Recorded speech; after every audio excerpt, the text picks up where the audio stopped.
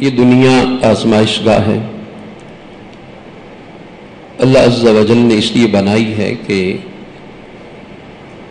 انسان کون احسن عمل کرتا ہے، اور اسی آزمائش میں سے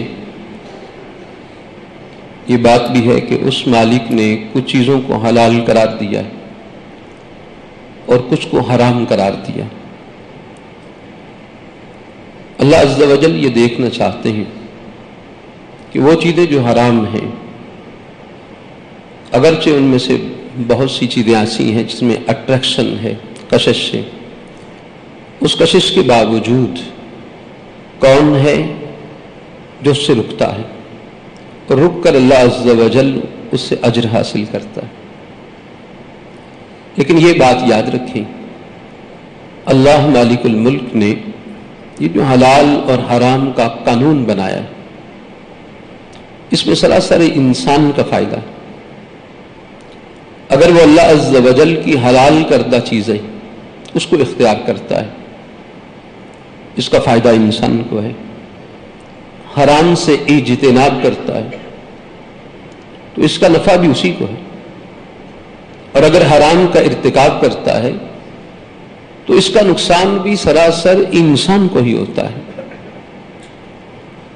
اللہ عز و جل نے جو قانون بنائے ہیں وہ سراسر انسان کی خیر پر مبنی ہے. اور کیوں نہ ہو، الا یعلم من خلق، مالک خود یہ بات کہتا ہے، کیا وہ نہیں جانتا جس نے پیدا کیا ہے؟ جس نے پیدا کیا ہے وہ جانتا ہے کہ انسان کے حق میں کون سی چیز بہتر ہے اور کون سی نقصان دہ ہے. اس لیے قانون بنانے میں سراسر انسان اس کے فائدے کو مد نظر رکھا گیا ہے. اور حلال اور حرام کے قانون میں بھی مالک الملک کی بات ارشاد فرماتے ہیں، وَيُحِلُّ لَحْمُ الطَّيِّبَاتِ، وہ پیغمبر صلی اللہ علیہ وسلم ان کے لیے پاکیزہ چیزوں کو حلال قرار دیتا ہے. وَيُحَرِّمُ عَلَيْهِمُ الْخَبَائِثَ، اور ان پر خبیث، ناپاک اور گندی چیزوں کو حرام قرار دیتا ہے. پاکیزہ، طیب، یہ انسان کے لیے مفید ہے. اس لیے اللہ عز و جل مطلق طور پر بھی یہ بات ارشاد فرماتے ہیں، یا ایھا الذین آمنوا، اے لوگوں جو ایمان لائے ہو، کلوا من طیبات، آپ کھائیں پاکیزہ میں سے.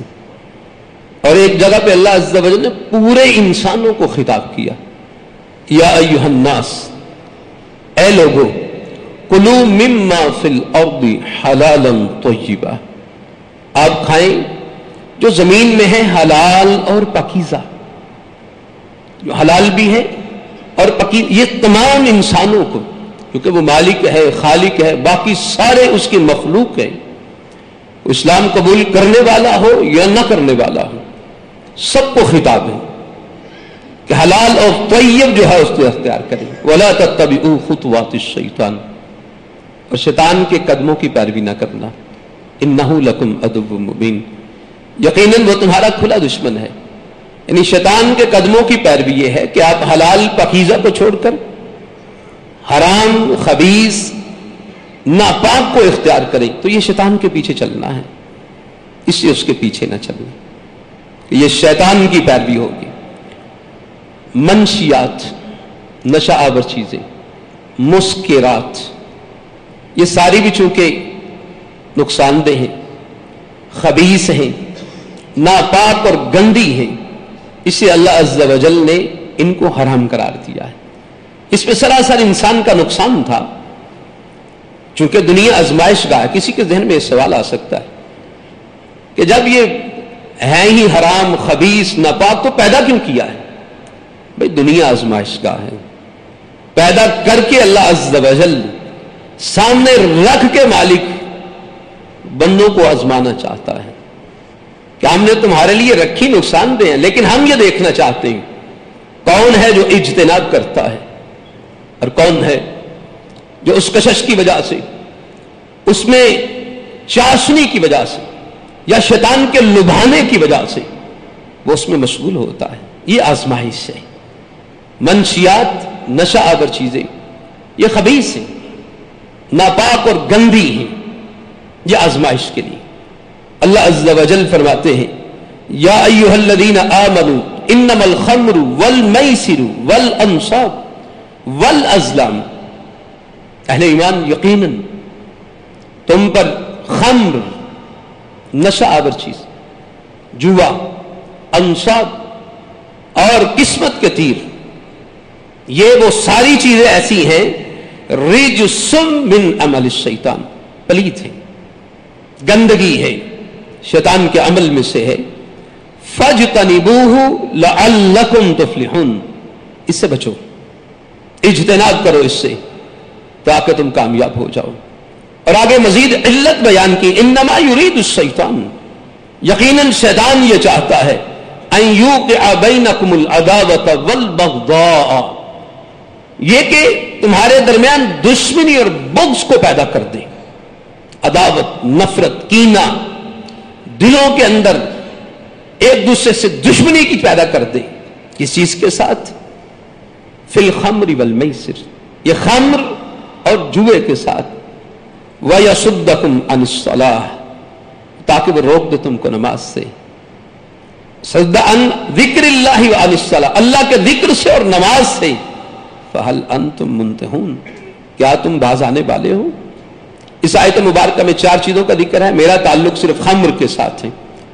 خمر جس کو کہتے ہیں، اگرچہ یہ شراب پر یہ لفظ عام بولا جاتا ہے، لیکن نبی مکرم صلی اللہ علیہ وسلم نے ہر نشہ آور چیز پر یہ لفظ استعمال کیا ہے۔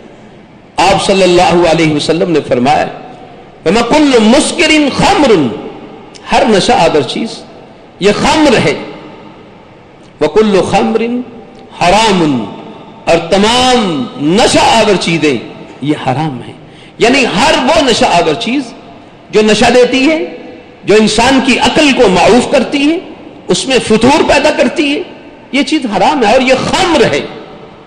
یہ خمر کے متعلق آگے مزید باتیں جو اس آیت 2 آیات مبارکہ میں، ایک رجس ہے، رجس کا مطلب انتہائی گندی، انتہائی پلیز اور خباثت سے بری ہوئی، ہر وہ نشہ آور چیز وہ رجس ہے، خبیث ہے، من عمل الشیطان، شیطان کے عمل میں سے ہے۔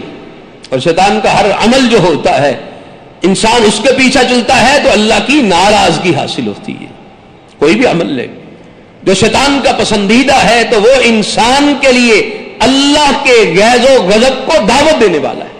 فرمایا یہ شراب، یہ خمر، نشہ آور چیز، یہ چیز یہ شیطان کے عمل میں سے، اس لیے اللہ عز و جل فرمایا فاجتنبوا، اہل ایمان بچو اس سے، اجتناب کرو، کیا ہوگا؟ لعلکم تفلحون، تم کامیاب ہو جاؤ گے۔ اس قانون پر عمل کرنے کے، اللہ کے حکم کے سامنے سرنگو ہونے کی وجہ سے فلاح و بہبودی، کامیابی، اور شیطان اس کے ذریعے تمہارے درمیان دشمنی اور عداوت ڈالنا چاہتا ہے۔ یہ خمر ہے، شراب کے نشے میں انسان کے دماغ میں جب فتور آتا ہے، اس کے ذہن پر جو خبث طاری ہوتا ہے، لڑائی ہوتی، دنگا فساد ہوتا ہے، حتیٰ کہ قتل تک باتیں پہنچتی ہیں۔ انسان اچھا بھلا عقل مند، دانش مند، فہم و فراست والا بھی ہو، لیکن جب فتور عقل پہ آتا ہے تو پھر بہت دور بات جاتی۔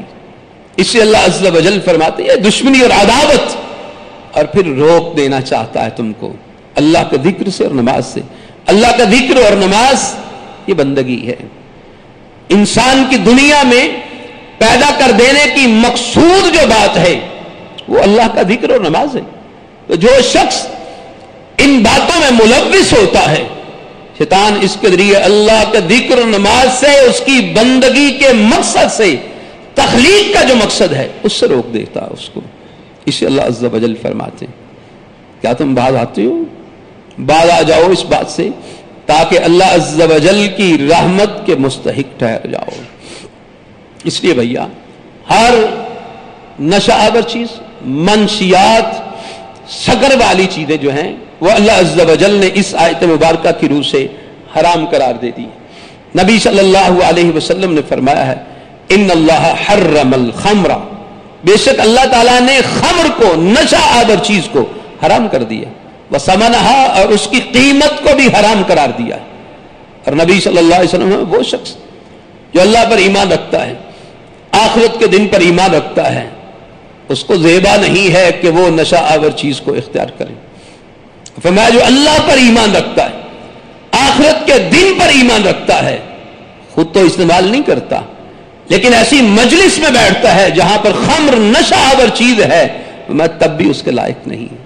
آج بہت سارے ساتھی ایسے ہوتے ہیں، جناب ہم مجلس میں بیٹھے تھے، شراب کا دور تھا، ہم نے ہاتھ نہیں لگایا، ہم نے ٹچ نہیں کیا اس کو، بنگ چل رہی تھی، فیوم چل رہی تھی، چرچ کا دور چل رہا تھا، ہم نہیں کسی چیز کو ہاتھ لگایا۔ نبی صلی اللہ علیہ وسلم جو اللہ اور آخرت کے دن پر ایمان رکھتا ہے، اس کو زیبا نہیں ہے کہ ایسے دسترخوان پہ بیٹھے جہاں پہ نشہ آور چیز موجود ہو، خمر موجود ہو، شراب کا دور ہو، یا جو چیز مسکر ہے وہ موجود ہو، اس کو ایسی مجلس میں، ایسے دسترخوان پہ نہیں بیٹھنا چاہیے، کیونکہ بری ہم نشینی اس کے اثرات ہوتے ہیں، آج نہیں تو کل، کل نہیں تو پرسوں، متعدد مجالس کے بعد کہیں تو ایک گھونٹ چلے گا، کہیں تو اس پر اثرات مرتب ہوں گے، اور پھر بات بہت دور تک چلے گی۔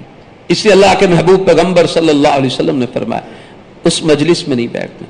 اما جی ام سلمہ رضی اللہ تعالی عنہا فرماتی ہیں، نہا رسول اللہ صلی اللہ علیہ وسلم من کل مسکر و مفتر، نبی صلی اللہ علیہ وسلم نے ہر مسکر اور مفتر سے منع کیا ہے، اس سے روک دیا ہے۔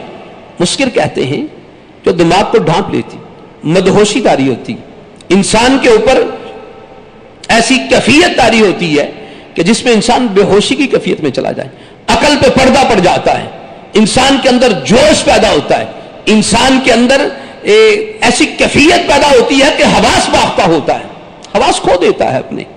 میں ایک شخص باہر کے ملک زیادہ رہتا تھا، اس کے ساتھ علاق سلاق تھی، محلہ میں رہنے والا تھا، تو وہ عزت کرتا تھا میری، لیکن ایک دن میں گزر رہا تھا موٹر سائیکل پہ، تو مجھے محسوس ہوا کہ اس نے غالباً شراب پی رکھی، اور مجھے دیکھ کر بس شیطان جب فطور ڈالتا ہے، مسکر جب پردہ عقل پہ پڑتا ہے تو انسان کو سمجھ نہیں آتی، اس نے حوالہ دینا شروع کر دیا، یعنی بدتمیزی سے مخاطب ہوا، اور ایسے طرز تکلم سے میں نے بہرحال ایسا انداز اختیار کیا جیسے میں نے اس کی بات اور اس کی آواز سنی ہی نہیں ہے۔ موٹر سائیکل چلاتا ہوا میں سیدھا آرام سے گزر گیا۔ اس میں ایک یہ بھی خیال تھا کہ کل جب اس کو بات یاد آئے گی شاید بہت شرمسار ہو اور پھر شاید آنکھیں نہ ملا پائے وہ مجھ سے، اور بات جو ہے نا وہ اگر درست پھر کبھی موقع ملے تو شاید وہ ایسی کیفیت میں آنکھیں چار نہ کر پائے، اس لیے میں ایسی کیفیت میں گزر گیا جس طرح میں نے اس کی بات سنی نہیں اور میں نے اس کو دیکھا بھی نہیں۔ یہ مسکر ہے، ہر مسکر چیز کو نبی الاسلام نے منع کیا ہے، ممنوع۔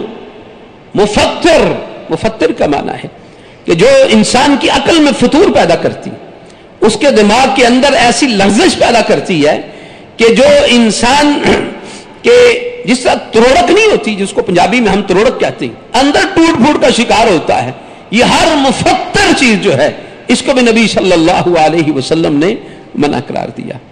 اب شراب، افیون ہو، چرس ہو، جس کے غالب اثرات ہیں وہ مسکر کی کیفیت میں واضح طور پر موجود ہیں، لیکن سگریٹ نوشی، تمباکو نوشی، اس میں مفتر کی کیفیت جو ہے نا وہ غالب ہے۔ جو بندہ سگریٹ پینے والا ہے اگر اس کو سگریٹ جب طلب ہو نہ ملی ہو تو اس کے اندر ٹوٹ پھوٹ کی کیفیت ہوتی، اس کے اندر اضطراب کی کیفیت ہوتی، اس کے من کے اندر بے چینی، بے قراری کی کیفیت ہوتی ہے، یہ مفتر ہے۔ نبی صلی اللہ علیہ وسلم نے مسکر سے بھی اور مفتر ان دونوں چیزوں سے منع کیا ہے۔ اور پھر جو میں نے آیت مبارکہ آپ کے سامنے رکھی ہے، وَيُحَرِّمُ عَلَيْهِمُ الْخَبَائِثَ، اور وہ پیغمبر صلی اللہ علیہ وسلم ان پر خبیث چیزوں کو حرام قرار دیتا ہے۔ خبیث اور نشہ آور چیزیں جتنی بھی ہیں یہ خبیث ہیں، اور یہ منشیات میں تمباکو نوشی جو ہے، جو تمباکو کسی بھی صورت میں استعمال ہو، سگریٹ کی صورت میں ہو، حکم میں تمباکو استعمال ہو، بیڑی کی صورت میں استعمال ہو، یا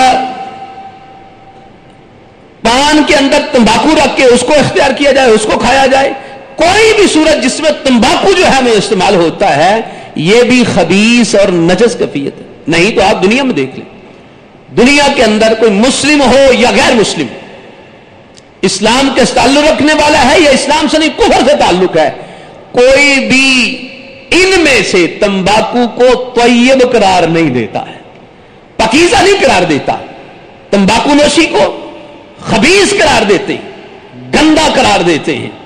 اور نبی صلی اللہ علیہ وسلم کا وصف یہ بیان کیا ہے، وَيُحَرِّمُ عَلَيْهِمُ الْخَبَائِثَ، ان پر خبیث گندی چیزوں کو حرام قرار دیتا ہے. تمباکو نوشی طیب نہیں ہے، یہ خبیث ہے، ضرر کا باعث، نقصان کا باعث ہے. اور جو چیز، اور شریعت میں یہ قانون قاعدہ ہے کہ جس چیز کے اندر فائدہ کم ہو نقصان زیادہ ہو اس کو شریعت اسلامیہ حلال قرار نہیں دیتی. اللہ عز و جل نے قرآن میں یہ بات بیان کی، وَيَسْأَلُونَكَ عَنِ الْخَمْرِ وَالْمَيْسِرِ، آپ صلی اللہ علیہ وسلم سے خمر اور جوئے کے بارے میں پوچھتے ہیں، یہ منشیات، اب جوئے کے بارے میں پوچھتے ہیں. قُلْ فِيهِمَا اسْمٌ كَبِيرٌ، آپ فرما دیجیے ان دونوں میں اس میں گناہ ہے بہت زیادہ، وَمَنَافِعُ لِلنَّاسِ، لوگوں کے لیے فائدے بھی ہیں، لیکن اسمہما اکبر من نفعہما، ان دونوں کا گناہ ان کے فائدے سے بہت بڑا ہے، اس لیے یہ دونوں حرام ہیں. تو جو تمباکو ہے نقصان میں، ضرر میں ایسی چیز ہے اس کا انکار ممکن نہیں ہے. کوئی بندہ تمباکو کے مضر ہونے کا انکار نہیں کر سکتا. بین الاقوامی طور پر پوری دنیا کے اندر جو تمباکو نوشی ہے، وہ سگریٹ کی صورت میں ہو یا کسی اور صورت میں، اس کو خبیث مضر صحت قرار دیا گیا ہے، فائدہ مند نہیں ہے. پہلے سگریٹ کی ڈبی پہ لکھا ہوتا تھا کہ یہ مضر صحت ہے، اب کچھ عرصے سے یہ فکرہ ہوتا ہے کہ یہ کینسر کا باعث ہے، کینسر کا. پہلے مضر صحت، اب یہ فکرہ اس سے شدید تر کینسر کا باعث. اور اتنا مضر صحت ہے، وجود کے اندر کوئی عضو باقی نہیں بچتا جس پر اس تمباکو نوشی، سگریٹ نوشی کے اثرات مرتب نہ ہو. دل کے امراض، جگر کے امراض، معدے کے امراض، گلے کے امراض، زبان کے امراض، آنکھوں کی بینائی، نسیان، دماغ کے امراض، خون کے اوپر اس کے اثرات، وجود کے اندر جتنی میجر چیزیں ہیں ان تمام چیزوں پر یہ تمباکو نوشی اثر انداز ہونے والا ہے. اب یہ مضر صحت جس کو تمام ماننے والے، نہ ماننے والے، مسلم غیر مسلم، سب اس کو نقصان دہ قرار دیتے ہیں، مضر صحت قرار دیتے ہیں، بلکہ اس کو کینسر قرار دیتے ہیں. اور بہت سے اطباء نے تو اس کو سانپ سے تشبیہ دی ہے کہ کسی چیز کے ساتھ سانپ لپٹا ہو کسی کے ساتھ اور وہ اس کو مسلسل ڈس رہا ہو. یہ سگریٹ پینے والا یہ سانپ اس کے گرد لپٹا ہوا ہے، جس کو دن میں کتنی مرتبہ دن میں سلگاتا ہے، ڈسواتا ہے اپنے آپ کو، اور اس کو اس معاملہ میں پرواہ بھی نہیں ہوتی، خیال تک نہیں ہوتا یہ سانپ ہے جو اس کو زہر کے ساتھ ڈس رہا ہے. شریعت اسلامیہ نے جو چیزیں حرام قرار دی ہیں ان میں فائدہ کم، نقصان زیادہ ہے. اور ان میں سے یہ تمباکو نوشی جو ہے اس کا نقصان زیادہ ہے اور فائدہ کم ہے، بلکہ نقصانات کی ایک لمبی فہرست ہے، حتیٰ کہ نقصانات بڑھتا بڑھتا کینسر سے موت کی گھاٹ اترتا ہے، موت کی گھاٹ. اور اللہ عز و جل فرماتے ہیں وَلَا تَقْتُلُوا أَنفُسَكُمْ، لوگوں اپنی جانوں کو قتل نہ کرو. دوسری جگہ وَلَا تُلْحِقُوا، اور نہ تم ہلاکت میں ڈالو، بِأَيْدِيكُمْ وَلَا تُلْقُوا بِأَيْدِيكُمْ إِلَى التَّهْلُكَةِ، اپنے ہاتھوں سے اپنے آپ کو ہلاکت میں نہ ڈالو. یہ تمباکو نوشی اپنے ہاتھ سے ہلاکت کے منہ میں جانے کا باعث ہے، اور اللہ عز و جل نے اس سے منع کیا. تمباکو نوشی جو امراض اور نقصانات کی لمبی فہرست کے بعد موت کے گھاٹ اتار دینے والی. اس لیے بھیا یہ وہ قباحتیں ہیں، وہ کیفیت ہے کہ ایک مسلمان ہونے کے ناطے جو اللہ نے شرعاً ہمارے لیے واضح کی ہیں، ہمیں بات سمجھنی چاہیے. اور مقصود بات کرنے کا یہی ہے کہ اگر کسی بھائی کے اندر ایسی قباحت ہو تو اس کو اللہ اس کے رسول صلی اللہ علیہ وسلم کے فیصلوں پہ اپنے آپ کو سرنگوں کرنا چاہیے، مالک کی طرف رجوع کرنا چاہیے۔ یہ اعضاء جو ہے نا، اعضاء، یہ دل ہے، پھیپھڑے ہیں، دماغ ہے، یہ معدہ ہے، یہ اللہ عز و جل کی نعمتیں، ان نعمتوں کو ناروا استعمال، یہ غلط استعمال، نہ شکری ہے۔ تمباکو نوشی سے یہ اعضاء جو نعمتیں ہیں اس کا غلط استعمال ہے۔ یہ اللہ عز و جل نے جو اعضاء دے رکھے ہیں، یہ دل ہے، پھیپھڑا، یہ تمام اعضاء جو ہیں یہ امانت ہے اللہ کی، اور اس امانت کا غلط استعمال تمباکو نوشی کے ذریعے، سگریٹ نوشی کے ذریعے اللہ کی امانت میں خیانت ہے۔ ہم نے کبھی نہیں سوچا یہ اللہ عز و جل نے اعضاء دے رکھے ہیں، اس مالک نے ان اعضاء کے متعلق سوال کرنا ہے۔ اس لیے ان منشیات کے ذریعے، نشہ آور چیزوں کے ذریعے، تمباکو نوشی کے ذریعے اپنے ان اعضاء کو جو مالک کی امانت ہے، ہمیں خیانت کا ارتکاب اس سے نہیں کرنا چاہیے، خیانت سے اجتناب کرنا چاہیے، بچنا چاہیے۔ پھر سگریٹ نوشی، تمباکو جو ہے، اس کی بدبو انتہائی ناگوار ہے، جبکہ شریعت اسلامیہ کا مزاج یہ ہے کہ بدبو اس کو پسند نہیں کیا، حتیٰ کہ نبی مکرم صلی اللہ علیہ وسلم نے فرمایا، آپ صلی اللہ علیہ وسلم نے فرمایا جو کوئی پیاز، لہسن یا کچا پیاز کھائے تو وہ ہمارے قریب نہ آئے، ہم سے دور رہے۔ دوسری جگہ فرمایا کہ آپ نے صحیح ہماری مساجد کے پاس نہ آئے، مسجدوں میں نہ آئے۔ اور ایک روایت میں آتا ہے کہ جس چیز سے لوگ ایذا محسوس کرتے ہیں، تکلیف محسوس کرتے ہیں، فرشتے بھی اس سے تکلیف محسوس کرتے ہیں، کیونکہ مساجد کے اندر فرشتوں کی آمد ہے، اس لیے فرشتوں کے لیے اذیت کا باعث ہے یہ بندے جو لہسن اور کچی پیاز کھا کے آتے ہیں، فرمایا مسجد کے قریب نہ آئے۔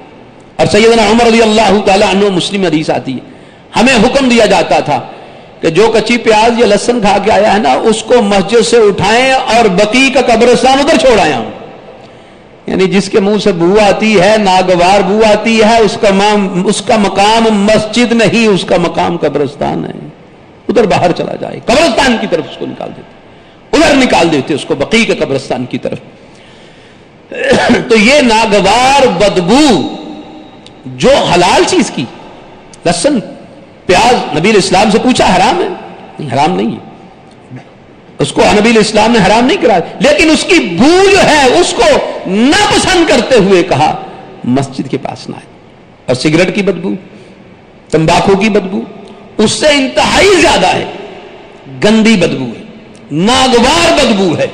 اور ایسی کیفیت میں دیکھیں، کچا پیاز یا لہسن کھایا ہونا، جو بندہ گفتگو کر رہا ہے اس کے سامنے وہ اس کی بو کو محسوس کرے گا، اور یہ بو عارضی بو ہے، جبکہ جو سگریٹ نوش ہوتا ہے، مستقل سگریٹ پینے والا ہوتا ہے، اس کا وجود، اس کا منہ اور جسم سے بھی اس کے جو ہے نا وہ بعض دفعہ سگریٹ نوشی کی کثرت کی وجہ سے اسمیل آتی ہے، اور صرف سامنے گفتگو کرنے والا ہی متاثر نہیں ہوتا، دو چار بندے جو ادھر ادھر بیٹھے ہیں وہ بھی متاثر ہوتے ہیں۔ اور پھر یہ بدبو ایسی بدبو ہے، اس کو اچھی طرح منہ صاف بھی کر لیا جائے تب بھی یہ بدبو جاتی نہیں ہے، جبکہ کچا پیاز اور لہسن جو ہے عارضی ہے، وقتی ہے، کھانے کے بعد ختم ہو جاتی۔ یہ سگریٹ کی بدبو اس سے ناگوار، اس سے خبیث تر اور اس سے زیادہ جو ہے تکلیف دہ ہے۔ تو اب ایسی کیفیت میں جو بدبودار چیز لہسن اور پیاز کھا کے مسجد میں نہ آئے تو کیا خیال ہے؟ جو سگریٹ پی کے آئے گا، لہسن اور کچا پیاز کھایا ہو، فرشتے اس سے ساتھ تکلیف محسوس کرتے، تو کیا خیال ہے میرے بھائی؟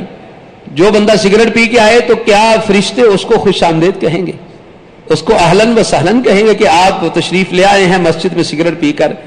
کچی پیاز اور لہسن سے تو وہ تکلیف محسوس کرتے ہیں، سگریٹ والے کو مزید تکلیف محسوس کرتے ہیں۔ فرشتوں کے لیے اذیت کا باعث وہ بندہ، بلکہ اگر کیفیت کو دیکھیں نا، بدبو اللہ کو ناپسند، بدبو فرشتوں کو ناپسند، بدبو رسول اللہ صلی اللہ علیہ وسلم کو ناپسند، بدبو عام لوگ جو نفیس الطبع ہیں ان کو ناپسند، تمباکو نوشی کرنے والا یہ کن کن کے لیے نظر میں مغضوب ٹھہرتا ہے، کن کن کے لیے جو ہے تکلیف اور اذیت کا باعث بنتا ہے۔ اللہ کے ہاں ناپسندیدہ، نبی الاسلام بدبو کو ناپسند کرے، فرشتے اذیت محسوس کرے، بندے اذیت محسوس کریں۔ اللہ عز و جل پاکیزگی کو پسند کرتے ہیں۔ نبی صلی اللہ علیہ وسلم نے فرمایا مسواک یہ منہ کو صاف کرتی اور رب کی رضا مندی کا باعث ہے۔ منہ کا صاف ہونا گندی سمیل نہیں آتی، مسواک کی ہے، چہرہ طیب ہے، یہ طیب ہونا اللہ کو پسند ہے، اسے اللہ کی رضا مندی کا باعث ہے۔ واللہ یحب المطہرین، اور اللہ پسند کرتا ہے بہت پاکیزگی اختیار کرنے والوں کو۔ مطلب کیا ہے؟ مفہوم مخالف اس کا یہ ہے اللہ گندوں کو پسند نہیں کرتا، اللہ طہارت کی بجائے خباثت کو اختیار کرنے والوں کو پسند نہیں کرتا، اللہ خوشبو اختیار کرنے والوں کے بجائے بدبو اختیار کرنے والوں کو پسند نہیں کرتا، طیب کو پسند کرتا ہے، پاکیزگی کو پسند کرتا ہے، طہارت کو پسند کرتا ہے۔ ہاں جی، اس کے برعکس دوسری چیزیں جس کے مفہوم مخالف میں آتی ہیں وہ اللہ عز و جل کے ہاں ناپسندیدہ، اور رسول اللہ صلی اللہ علیہ وسلم کی ذات گرامی ان کو بھی بدبو سے انتہائی نفرت، ناپسند نبی صلی اللہ علیہ وسلم کرنے والے ہیں۔ آپ صلی اللہ علیہ وسلم ایک دفعہ آپ کی دو ازواج نے، دو بیویوں نے ایک کے پاس گئے، اس نے کہا کہ آپ کے منہ سے کوئی مغافیر کی سمیل آ رہی، بو آ رہی۔ دوسری اہلیہ کے پاس ہے تو اس نے بھی یہ بات کہی کہ آپ کے منہ سے مغافیر ایک میٹھی اور بدبودار تھوڑی سی جو ہے بدبو ہوتی تھی اس کی، یہ گوند ٹائپ کی چیز تھی، یہ گوند تھی میٹھی اور تھوڑی سی بدبو تھی اس کی۔ تو نبی صلی اللہ علیہ وسلم نے جب یہ سنا تو آپ کو بدبو سے اتنی نفرت، حالانکہ آپ علیہ السلام نے شہد پی تھی اور شہد آپ صلی اللہ علیہ وسلم کو پسند تھی، آپ علیہ السلام نے بدبو کا سن کر شہد کو اپنے اوپر حرام قرار دے دیا۔ وہ تو بعد میں اللہ عز و جل نے فرما دیا لما تحرم ما احل اللہ لک، آپ نے وہ چیز کیوں حرام قرار دی ہے جو اللہ نے آپ کے لیے حلال قرار دی ہے۔ بہرحال نبی صلی اللہ علیہ وسلم نے جب اپنی ازواج سے یہ محسوس کیا کہ ان کو میرے منہ سے بدبو آئی ہے، بیویوں کو منہ سے بدبو آئی، تو آپ صلی اللہ علیہ وسلم بدبو کو اتنا ناپسند کرتے ہیں کہ آپ نے شہد کو حرام کر لیا۔ اللہ اکبر۔ اور آج کتنی بیویاں ہیں کہ جو اپنے خامن کی تمباکو نوشی، سگریٹ نوشی کی بدبو کو ساری زندگی برداشت کرتی ہیں، اس ناگواری کے ساتھ، کراہت کے ساتھ، اور ایسی کیفیت میں کہ ایک بندہ جو بہت قریب ہو وہ اس کی اذیت کو وہ جتنا محسوس کر سکتا دوسرا نہیں محسوس کر سکتا۔ نبی مکرم صلی اللہ علیہ وسلم کی تو کیفیت یہ تھی۔ ہماری عائشہ رضی اللہ عنہا سے سوال کیا گیا کہ نبی صلی اللہ علیہ وسلم جب گھر میں تشریف لاتے تو آپ صلی اللہ علیہ وسلم سب سے پہلے کیا کرتے ہیں؟ اما جی فرماتی ہیں کہ آپ علیہ السلام جب گھر میں آتے ہو تو مسواک کرتے تھے، مسواک کرتے تھے۔ آپ نے گھر والوں سے گفتگو کرنی ہے، منہ کو طیب اور پاکیزہ کرتے تھے۔ آپ صلی اللہ علیہ وسلم کے منہ سے کوئی ناگوار کیفیت نہ ہو، لیکن یہ یاد رکھیے گا آپ صلی اللہ علیہ وسلم کے منہ سے ویسے بھی کبھی ناگوار کیفیت اختیار نہیں، بلکہ آپ سراپائے طہارت تھے، سراپائے خوشبو تھے۔ آپ صلی اللہ علیہ وسلم کے تو انگ انگ سے خوشبو بہک آتی تھی۔ آپ علیہ السلام کا پسینہ جو عام لوگوں کا پسینہ ہو وہ مہک دیتا ہے، بو دیتا ہے، جبکہ بو جو ہے ناگوار ہوتی ہے۔ محمد رسول اللہ صلی اللہ علیہ وسلم کو تو پسینہ بھی ایسا آتا تھا کہ اصحاب رسول میں سے بعض صحابیات کے متعلق آتا ہے وہ آپ کے پسینے کو اپنے عطر میں شامل کرتی تاکہ ہمارا عطر تمام عطروں سے بڑی اور اعلیٰ ہو جائے۔ سراپا طہارت تھے، طیب تھے، پاک تھے، لیکن آپ گھر میں جب بھی آتے ہیں مسواک کرتے ہیں اور سگریٹ نوش، اور گھر میں آئے تو منہ میں سگریٹ سلگا کے منہ کو بدبو کے بھبکے چھوڑتا ہوا ہے۔ نبی علیہ السلام اپنے ازواج، اپنی بیویوں کے لیے اپنے منہ کو اس طرح گھر میں آ کر بھی صاف کرتے ہیں، اور ہم اپنی ازواج کو ساری زندگی اسی کراہت کے ساتھ، اسی ناگواری کے ساتھ، جو سگریٹ نوشی اور تمباکو نوشی جو ہے اس کے عادی ہوتے ہیں، ساری زندگی اسی اذیت میں، تکلیف میں ان کو مبتلا کر کے رکھتے ہیں۔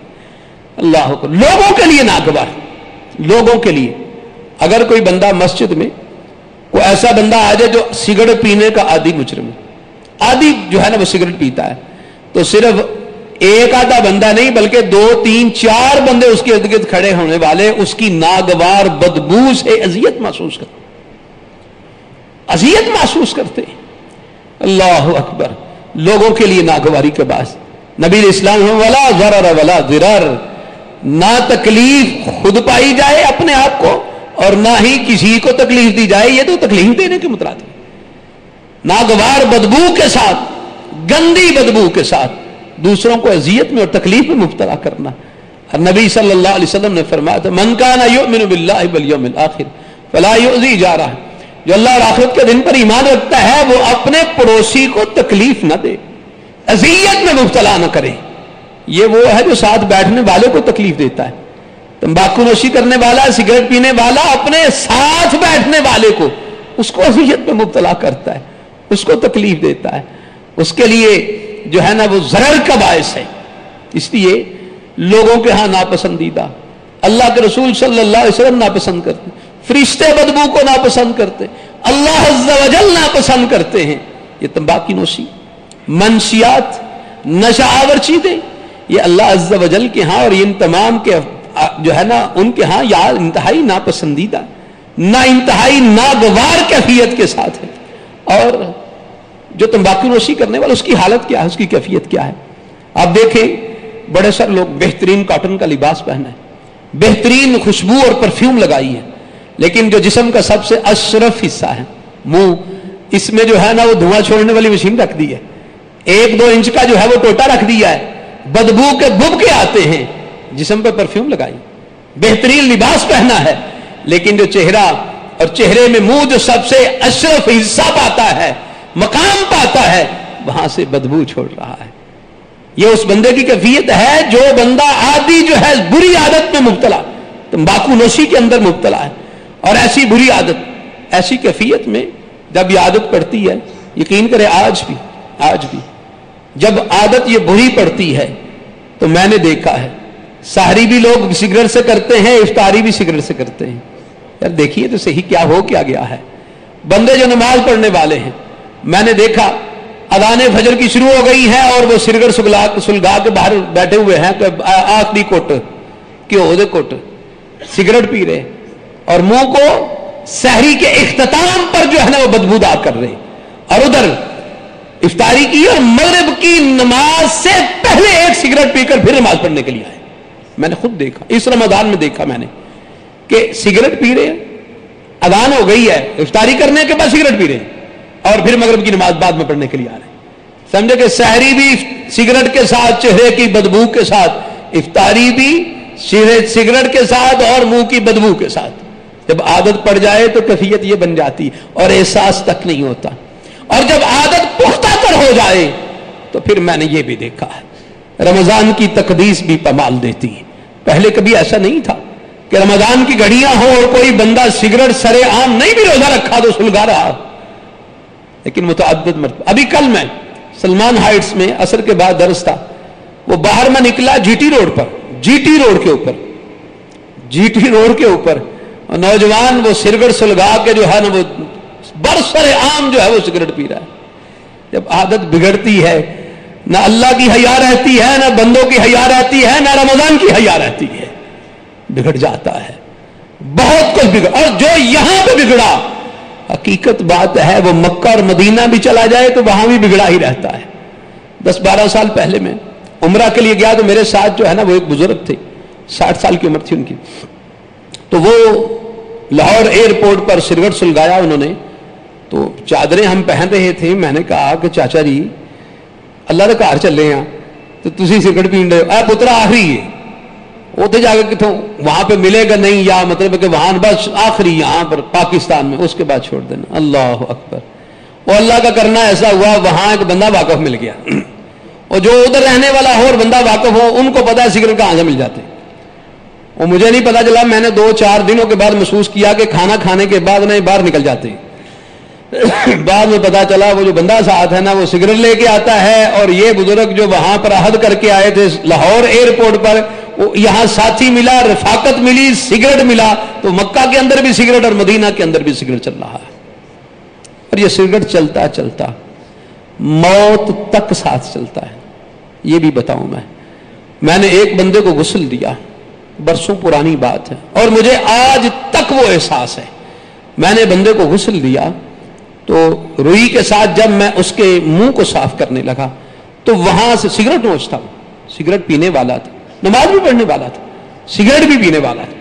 اور میں نے جب اس کے منہ کو صاف کیا تو یقین کریں اندر سے بڑی ناگوار سگریٹ کی بدبو کا ببکا باہر نکلا. مجھے آج بھی یہ احساس ہے. او میرے بھائیوں جو اس قباحت میں مبتلا ہوئے، یار کیا ہم مرنے کے وقت فرشتوں کو بھی اسی منہ کے ساتھ ملیں گے؟ کیا رب کی بارگاہ میں جب ملاقات ہوگی تو تب بھی کیا اسی ناگوار بدبو کے ساتھ رب کو ملیں گے؟ اللہ کی بارگاہ میں اسی کیفیت، فرشتہ جب آتا ہے جان نکالتا ہے تو پھر کیا ہوتا ہے؟ اس وقت منہ سے بدبو کے بھبکے اٹھ رہے ہیں. اور سگریٹ یہ جتنی عادی بندہ ہو اتنا ہی اس کے منہ سے اس کے جسم سے بدبو نہیں جاتی ہے. مرنے کے آخری لمحوں تک یہ بدبو اس کے ساتھ چلتی ہے. اس لیے نہیں، ایسی کیفیت نہیں.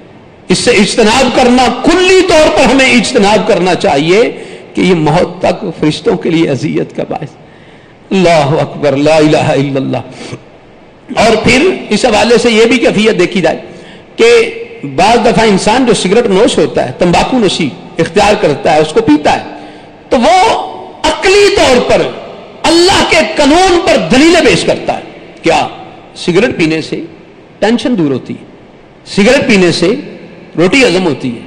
یہ اللہ کے قانون پر جرأت و اشارت اپنے ضمیر کو مطمئن کرنے کے لیے اللہ کا قانون اس کو رد کرتا ہوا انسان اپنے ضمیر کو وہ تھپکیاں دیتا ہے. نہیں، ٹینشن دور ہوتی ہے اس سے.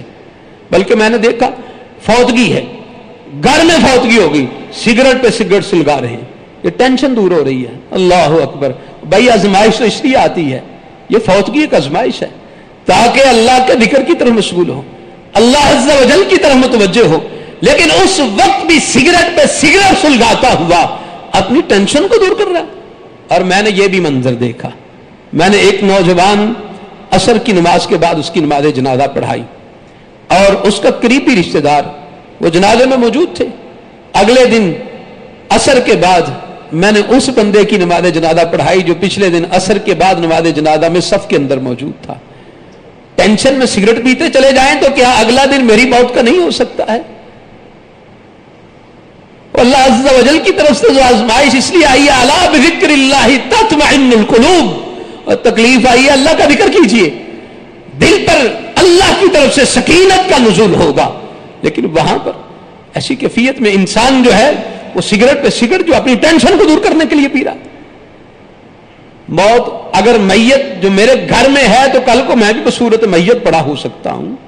اسے اللہ کی طرف متوجہ ہونا چاہیے، نہ کہ اپنی اس جو ہے نا کیفیت کو اختیار کرنا چاہیے. جہنم کے اندر اللہ عز و جل نے دوزخیوں کی خوراک کا ذکر کیا ہے اور اس کا ذکر کرتے ہوئے مالک نے کہا لا یسمن ولا یغنی من جوع، جو خوراک ہوگی نہ موٹا کرے گی اور نہ ہی ان کو بھوک میں فائدہ دے گی. سگریٹ کے اندر بھی یہی وصف پایا جاتا ہے، نہ بھوک مٹاتا ہے اور نہ ہی یہ فائدہ دیتا ہے. جہنم کے اندر تکلیف دینے کے لیے تین چیزیں، آگ ہے، دھواں ہے اور بدبو ہے. سگریٹ بھی ان تین چیزوں کا مرقع ہے. آگ ہے، دھواں ہے، بدبو ہے. یہ وہ چیزیں ہیں جو جہنم کے ساتھ مماثلت رکھتی ہیں. یہ سگریٹ، تمباکو نوشی جو ہے ان باتوں میں ان کے ساتھ مماثلت رکھتی ہے.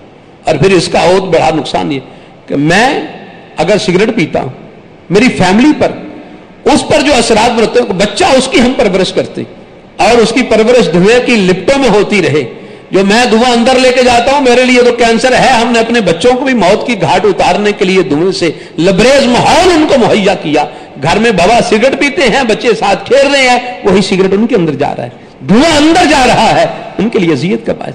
پھر وہ بچہ جب باپ کو دیکھتا ہے، دیکھنے کے بعد وہ دیکھتا ہے کہ باپ سگریٹ پیتا ہے، اس کے منہ سے دھواں نکلتا ہے. کبھی باپ کو ٹکڑا پھینک دے، بچہ اٹھا کے دیکھتا ہے کہ اگر بابا کے منہ سے دھواں نکلتا ہے میرے منہ سے بھی نکلتا ہے کہ نہیں نکلتا. ایک دفعہ، دو دفعہ، پھر آہستہ آہستہ کیفیت کہاں تک جاتی ہے. ہم جب چھوٹے ہوتے تھے، 30-35 سال پرانی بات، ٹی وی کے اوپر ایک مشہوری چلتی تھی. اس وقت وہ ایک بندہ جو ہے وہ اپنے گھر میں بیٹھا ہے، سگریٹ سلگاتا ہے اور سگریٹ سلگا کر وہ ہے وہ کش لیتا ہے. چھوٹا سا بچہ 3-4 سال کا تھا. وہ دکھاتے ہیں وہ اپنے باپ کو دیکھ رہا ہے. پھر وہ ایک پینسل اپنے منہ میں رکھتا ہے اور ماچس کی ڈبیا کے ساتھ اس آگ کو جلا کر اس کو ایسے کرتا ہے. جو باپ کو دیکھا ویسا کرے گا. جس نے باپ کو سگریٹ پیتا ہوا دیکھا اس نے اپنے بچے کو سگریٹ نوشی کی راہ پر چلا دیا. اس اندھوناک کیفیت میں اس کو مبتلا کر دیا ہے. مبتلا کر دیا ہے اپنے گھر میں اور اپنے ماحول میں. ایسی کیفیت جو ہے وہ ظلم کے ساتھ, اس پرورش کے ساتھ جو ہے نا وہ ایسی کیفیت اختیار کرتے. اور فضول خرچی جو اس کی ایک راستے میں جاتے ہی بہت بڑا جو ہے نا وہ اس کا نقصان ہے کہ جو سگریٹ پینے والا ہے وہ دن میں 1 ڈبیا پیتا ہے, 1 مہینے میں 30 پیتا ہے, سال کے اندر اس کو ضرب دے لیں اس کی زندگی کی فضول خرچی کی صرف اس پر فہرست بنا لیں. آخر میں یہ یاد رکھیے گا, ان اللہ طیب لا یقبل الا طیبا, بے شک اللہ پاک ہے نہیں قبول کرتا اور پاک کو قبول کرتا ہے. وہ ہر چیز میں پاکیزگی چاہتا ہے. عقیدہ پاک ہو, عمل پاک ہو, سوچ اور فکر پاک ہو, اس کا دل قلب سلیم ہو, دل پاک ہو.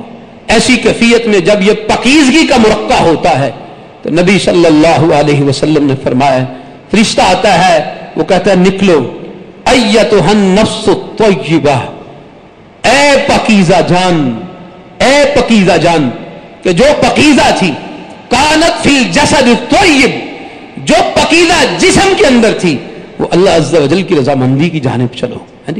جو انسان اس کا کھانا پاک ہے, اس کا پہننا پاک ہے, اس کا عقیدہ پاک ہے, اس کی سوچ اور فکر پاک ہے, یہ ساری چیزیں پاک ہیں, تو مرنے کے وقت نفس الطیبہ, فرشتہ یہ بات کہتا ہے اور قرآن کہتا ہے یا ایتھا النفس المطمئنہ ارجعی الی ربک راضیۃ مرضیہ فادخلی فی عبادی وادخلی جنتی. یہ وہ ہے کہ جو عقیدے سے لے کر اپنے کھانے پینے تک اور اس کیفیت میں وہ پاکیزگی کو اختیار کرتا ہے. اور اس کے برعکس وہ شخص جس کا عقیدہ خبیث ہے, جس کا عمل خبیث ہے, جس کا کھانا خبیث ہے, جس کی سوچ اور فکر خباثت پر مبنی ہے, اس کے لیے جب فرشتہ آتا ہے وہ کہتا ہے نکلو ایتھا النفس الخبیثہ, اے خبیث جان نکل, کانت فی الجسد الخبیث, جو خبیث جسم کے اندر تھی, کیونکہ اس کا عقیدہ, اس کی سوچ, یہ خباثت, یہ گندگی, یہ غلاظت اس کے اندر تھی, اس کو کہتا ہے خبیث باہر نکل. تو جسم بھی خبیث تھا, تیری روح بھی خبیث ہے.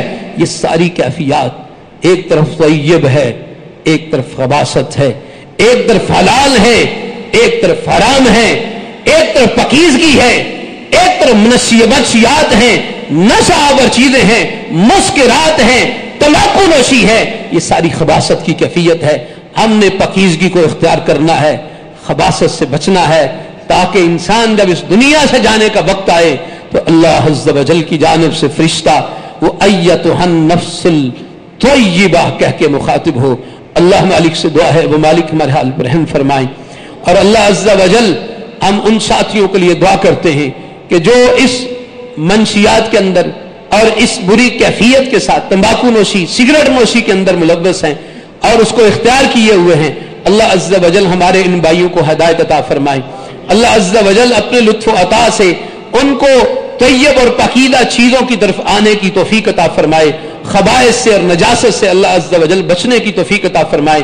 اللہ ہمارے بھی, ہماری اولادوں کی اور بچوں کی اللہ عز و جل طیبات کی طرف رغبت اس کی توفیق عطا فرما دے. خبائث, نجس, منشیات, نشہ آور چیزیں مالک اس سے ہم سب کو کلی طور پر اجتناب کرنے کی مالک توفیق عطا فرمائے. اللہ عز و جل صحت, عافیت, ایمان کے ساتھ لمبی زندگی عطا فرمائے. اسلام پر, ایمان پر, توحید پر زندگی, اسی پہ ہمارا خاتمہ فرمائے. دنیا آخرت کی رحمتیں, برکتیں, آسانیاں, عزت ممالک ہمارے مقدر میں فرمائے. دنیا آخرت کے دکھ, تکلیفیں, پریشانیاں اور ذلتوں سے مالک ہمیں محفوظ فرمائے. وآخر دعوانا ان الحمد للہ رب العالمین.